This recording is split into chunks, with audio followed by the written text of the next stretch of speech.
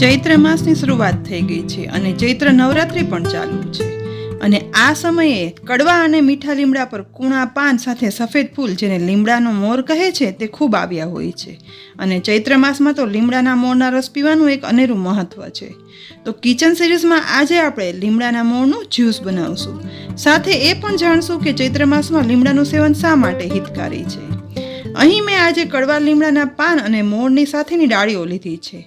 March અને April મહિનામાં કડવા કે મીઠા લીમડાના પાન પર આવા સફેદ ફૂલ આવતા હોય છે જેને લીમડાના મોર કહેવાય છે. લીમડાના પાનની જેમ જ આ મોર પણ અનેક ઔષધીય ગુણ ધરાવે છે અને આજે આપણે આ નાના સફેદ ફૂલ એટલે કે મોરનો રસ બનાવશું.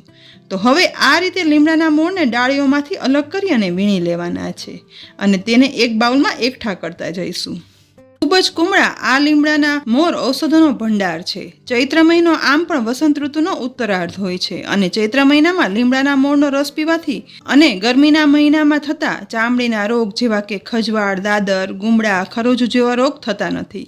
સાથે જ તે ગરમીમાં વધતી એસિડિટીને જળમૂળથી નાશ કરે છે અને ખોરાકમાં અરુચિ થતી હોય ને તો તે દૂર થાય છે. સાથે જ બદલતી આ ઋતુમાં લીમડાના મોરનો રસ પીવાથી આખું વરસ તાવ, શરદી જેવા રોગો નથી થતા. અહીં મેં મંગાવેલ લીમડામાંથી બધા મોર વીણી અને અલગ કરી લીધા છે. તો હવે આ લીમડાના મોરમાં લગભગ 2 કપ જેટલું પાણી ઉમેરી દઈશું.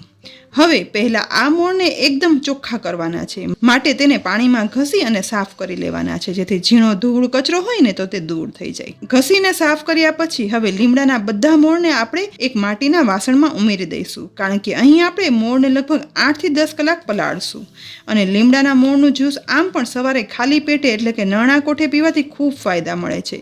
માટે રાત્રે સૂતા પહેલાં આ રીતે લીમડાના મોરને માટીના વાસણમાં પલાળી લેવાના. પણ જો માટીનું વાસણ ના હોય ને તો કાચના ગ્લાસમાં કે પછી સ્ટીલના વાસણમાં પણ પલાળી શકાય છે. હવે આ સાફ કરેલા મોરમાં લગભગ અડધો ગ્લાસ પાણી ઉમેરી દઈશું જેથી લીમડાનો મોર છે ને તેમાં વ્યવસ્થિત પલળી જાય.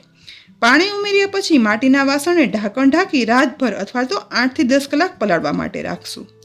10 કલાક પલળ્યા પછી માટીના વાસણનું ઢાંકણ ખોલશું. અહીં લીમડાના મોરનું પાણી પલળી એકદમ તાજા રહ્યા છે અને પાણીનો કલર સહેજ એવો ચેન્જ થયો છે. હવે મિક્સરના જારમાં પ્રથમ બધા મોર ઉમેરી દેવાના છે. લીમડાનો મોર ઉમેરાઈ જાય ને તો હવે મોર પલાળેલું આ પાણી હતું ને તે પણ તેમાં ઉમેરી દઈશું. હવે આ જારમાં વધારે અડધો કપ પાણી ઉમેરશું. પાણી ઉમેર્યા પછી આ મિશ્રણમાં મીઠું ઉમેરવું હોય ને તો ઉમેરી શકાય છે અને વધારે ટેસ્ટ માટે સંચર પાવડર પણ ઉમેરી શકાય છે. પણ આજે આપણે લીમડાના મોરના જ્યુસમાં કાંઈ જ નહીં ઉમેરીએ. હવે જારનું ઢાંકણ ઢાંકી બધું સરસ રીતે પીસી લઈશું. પીસ્યા પછી જારનું ઢાંકણ ખોલશું. જુઓ, લીમડાના મોર પીસાઈ લાઇટ ગ્રીન વ્હાઇટ કલરનું જ્યુસ બની અને તૈયાર થઈ ગયું છે. તો હવે આ જ્યુસને આપણે ગાળી પણ લેવાનું છે. તેના માટે એક બાઉલમાં ગળણી રાખી હવે બધું જ્યુસ છે ને તેમાં ઉમેરી દઈશું.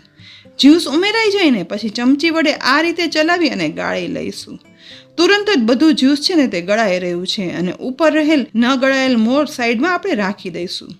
તો ખૂબ જ ગુણકારી અને ઔષધીય ગુણો ધરાવતું લીમડાના મોરનું જ્યુસ બની અને તૈયાર છે.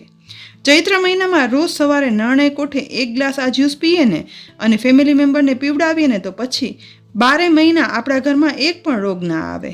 તો ફ્રેન્ડ્સ, અહીં મેં કડવા લીમડાના આટલા મોરમાંથી 1 ગ્લાસ જ્યુસ બનાવ્યું છે. તો ચૈત્ર મહિનાની શરૂઆત જ છે અને અત્યારે માર્કેટમાં મળતા કડવા લીમડાના મોરને લાવી અને રસ અચૂક પીજો અને ઘરમાં બધાને પીવડાવજો. આ રેસીપી ખરેખર ઉપયોગી લાગી હોય ને તો લાઈક કરી અને શેર કરજો. આ સિવાય ચૈત્ર મહિનાની ઉપયોગી બીજી કઈ રેસીપી તમે જોવા માંગો છો ને તે પણ કોમેન્ટ બોક્સમાં લખી અને જરૂર કહેજો. સાથે જ આવી બધી ઉપયોગી રેસીપી જોવા માટે અમારી ચેનલને સબસ્ક્રાઈબ પણ કરી લેજો અને આ બધી રેસીપી સોશિયલ મીડિયા પર જોવા માટે અમારા ફેસબુક પેજને લાઈક કરજો જેથી ફેસબુકમાં પણ તમે આ બધી રેસીપી જોઈ શકો.